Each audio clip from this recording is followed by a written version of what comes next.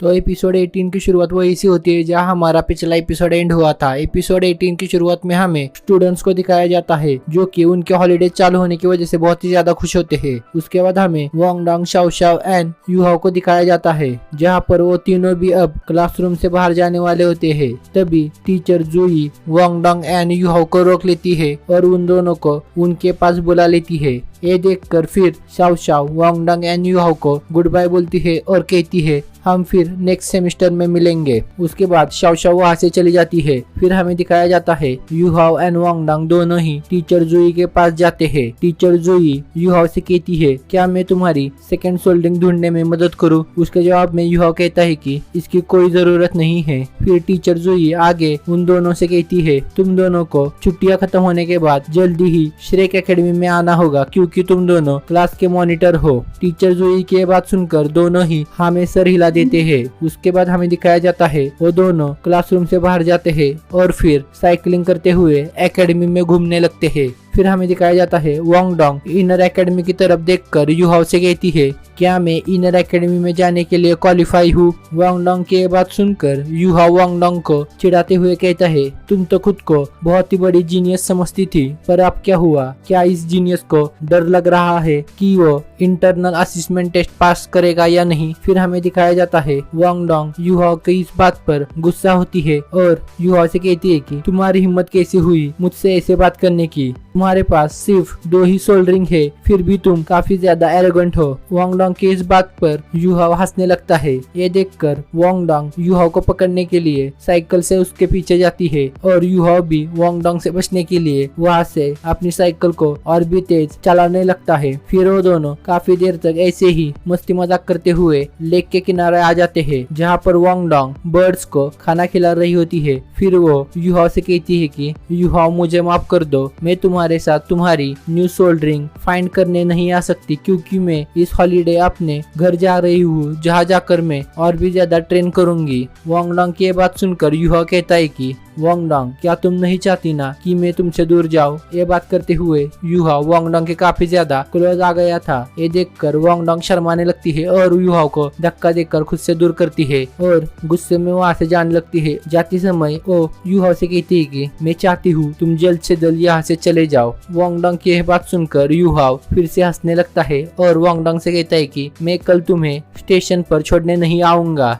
उसके जवाब में वांग डांग कहती है कि तुम होते कौन हो मुझे स्टेशन पर छोड़ने आने वाले? फिर वो दोनों साइकिलिंग पर ऐसे ही मजाक मस्ती करते हुए फिर से अपने रूम की तरफ जाने लगते हैं। उसके बाद हमें अगले दिन का सीन दिखाया जाता है जहाँ पर यूहाओ एंड वांग डांग दोनों ही ट्रेन के स्टेशन पर आ गए होते हैं जहाँ पर वो दोनों काफी देर तक ट्रेन के आने का इंतजार करते हैं। उसके बाद फाइनली ट्रेन वहाँ पर आ जाती है। फिर हमें वांग डांग को दिखाया जाता है जो कि काफी ज्यादा निराश होती है। फिर हमें आगे दिखाया जाता है वांग डांग उस ट्रेन में इंटर करने लगती है और जाते समय यूहाओ से कहती है कि मैं जल्द से जल्द यहाँ वापस आऊंगी। उसके बाद वांग डांग इस ट्रेन में इंटर कर जाती है। फिर हमें दिखाया जाता है यूहाओ को जो वांग डांग को पीछे से बाय कहता है और कहता है कि तुम अपना ख्याल रखना। उसके जवाब में वांग डांग भी कहती है कि तुम अपना ख्याल रखना। फिर हमें दिखाया जाता है वो ट्रेन स्टार्ट हो गई होती है और वहाँ से जाने लगती है। दूसरी तरफ ट्रेन को जाता देख यूहाओ ट्रेन में बैठे वांग डांग को दूर से हाथ हिलाकर बाय कर रहा होता है। दूसरी तरफ ट्रेन के अंदर वांग डांग ये देखकर रोने लगती है।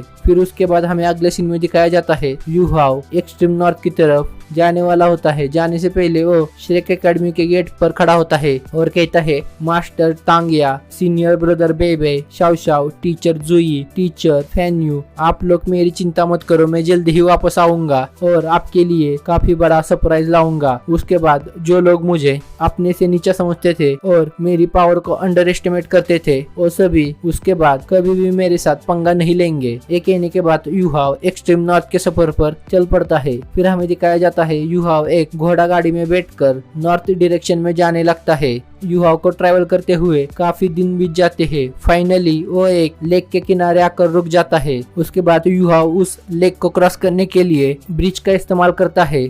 यूहाओ को दिखाई देता है कि ब्रिज पर एक इंसान मछली पकड़ रहा होता है। फिर हमें दिखाया जाता है वो इंसान यूहाओ से कहता है कि तुम जिस डायरेक्शन में जा रहे हो उसके आगे कोई भी जगह नहीं है। फिशमैन की ये बात सुनकर यूहाओ उसकी बातों पर ध्यान नहीं देता। फिर यूहाओ अपनी स्पिरिचुअल डिटेक्शन का यूज करता है और फिशमैन के साथ शेयर करता है, जिसकी वजह से वो फिशमैन अब पानी में सभी मछलियों को तैरते हुए देख सकता था। फिर वो युहाओ का शुक्रिया करता है और कहता है कि तुम्हारी ये स्किल काफी ज्यादा अमेजिंग है। फिर हमें युहाओ को दिखाया जाता है जो कि चलते चलते फाइनली एक ऐसी जगह पर आ गया था जहाँ पर से उसको स्नो माउंटेन्स दिखाई देने लगते हैं। स्नो माउंटेन्स को देखकर युहाओ बहुत ही ज्यादा खुश हो जाता है। फिर युहाओ आगे चलना कंटिन्यू करता है और एक फॉरेस्ट के अंदर आके रुक जाता है और अपने मन में कहता है कि आज की रात मैं यहाँ गुजारूंगा और मैं फिर नेक्स्ट डे की मॉर्निंग स्नो माउंटेन्स पर जाऊंगा। उसके बाद युहाओ बहुत सारी लकड़ियां लेकर आता है और उनको जलाने लगता है। उसके बाद युहाओ उन लकड़ियों के सामने बैठकर खुद के बॉडी को गर्म करने लगता है, क्योंकि युहाओ के सराउंडिंग का टेम्परेचर बहुत ही ज्यादा लो था। उसके बाद हमें दिखाया जाता है युहाओ अपने बैग से मैप निकालता है और उसमें देखने लगता है।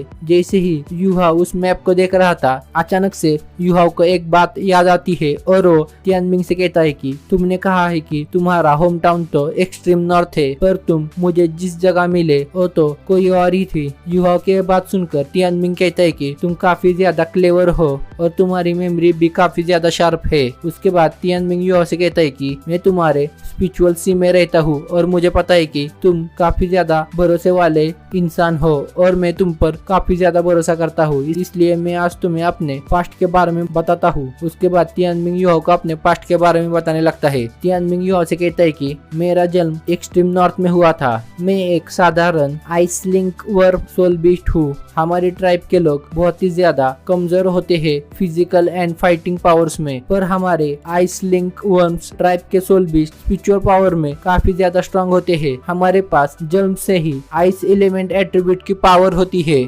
हमारी साइज छोटी होने के कारण एक्सट्रीम नॉर्थ में काफी ऐसे सोल बीस्ट है जो कि हर वक्त हमारा शिकार करते हैं। इसकी वजह से हमारे ट्राइब हर वक्त छुप कर रहती है। ये एक रीजन है कि हमारे ट्राइब के लोग 10,000 सालों से ज्यादा कल्टीवेशन नहीं कर पाते, क्योंकि हमारे ट्राइब के सोल बीस्ट को हर वक्त अपनी जान का खतरा रहता है। उसके बाद तियानमिंग आगे कहता है कि जब मैं 13 साल का था तब मेरे पीछे बहुत सारे स्कॉर्पियन सोल बीस्ट पड़े थे। उनसे बचने के लिए मैं बहुत तेजी से इधर उधर भाग रहा था, पर अचानक मैं एक खाई में गिर गया। मुझे खाई में गिरता देख उन सभी स्कॉर्पियन सोल बीस्ट ने मेरा पीछा करना छोड़ दिया। उसके बाद मैं खाई में इधर उधर देख रहा था, तभी अचानक मुझे एक ऐसी चीज मिली जिसने मेरी जिंदगी ही बदल दी। उसके बाद तियानमिंग आगे कहता है कि वो चीज और कोई नहीं, एवरलास्टिंग डार्क आइस मैरो था, जो कि किसी भी आइस एट्रीब्यूट वाले सोल बीस्ट की पावर काफी ज्यादा इंक्रीज कर देता है। उसके बाद मैं एवरलास्टिंग डार्क आइस मैरो के पास गया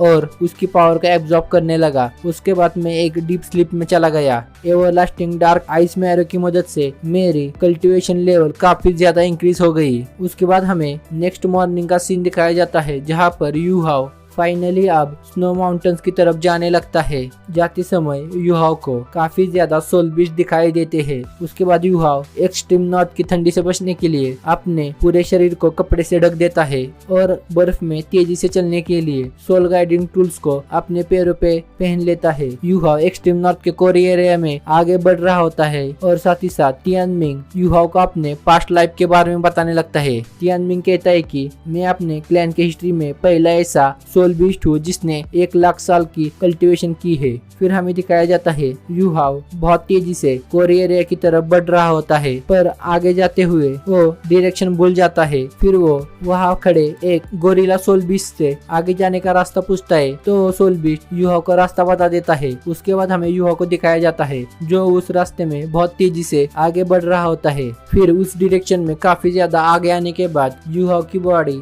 अचानक से बहुत ही ज्यादा ठंडी पड़ने लगती है, क्योंकि वो अब कोरी एरिया के बहुत ही ज्यादा करीब पहुंच रहा था। फिर हमें दिखाया जाता है युहाओ तियानमिंग से पूछता है कि मुझे अब इससे आगे किधर जाना चाहिए। उसके जवाब में तियानमिंग कहता है कि मुझे यहाँ के रास्ते नहीं पता। तियानमिंग की बात सुनकर युहाओ तियानमिंग से कहता है कि ये मजाक का टाइम नहीं है, अगर तुम्हें रास्ता नहीं पता था तो तुमने मुझे यहाँ लाया है क्यों। फिर तियानमिंग युहाओ से कहता है कि तुम काफी ज्यादा डरपोक हो, तुम्हें घबराने की जरूरत नहीं, तुम्हारे साथ मैं हूँ जो तुम्हें हर मुसीबत से बचाएगा। उसके बाद युहाओ आगे नीचे जाने लगता है, पर उसके सराउंडिंग में काफी ज्यादा ठंड होने के कारण उसकी बॉडी काफी ज्यादा कमजोर पड़ने लगती है। ये देखकर तियानमिंग यूहाओ से कहते हैं कि तुम अपने बॉडी से सारे कपड़े निकालो। तियानमिंग की बात सुनकर यूहाओ शॉक में चला जाता है। वो कहता है कि क्या तुम मुझे यहाँ मरवाना चाहते हो? अगर मैंने अपने कपड़े निकाले तो मैं फ्रीज हो जाऊंगा। उसके जवाब में तियानमिंग कहता है तुम डरो मत, तुम्हारे साथ मैं हूँ। उसके बाद यूहाओ अपने सारे कपड़े निकाल देता है। फिर हमें तियानमिंग को दिखाया जाता है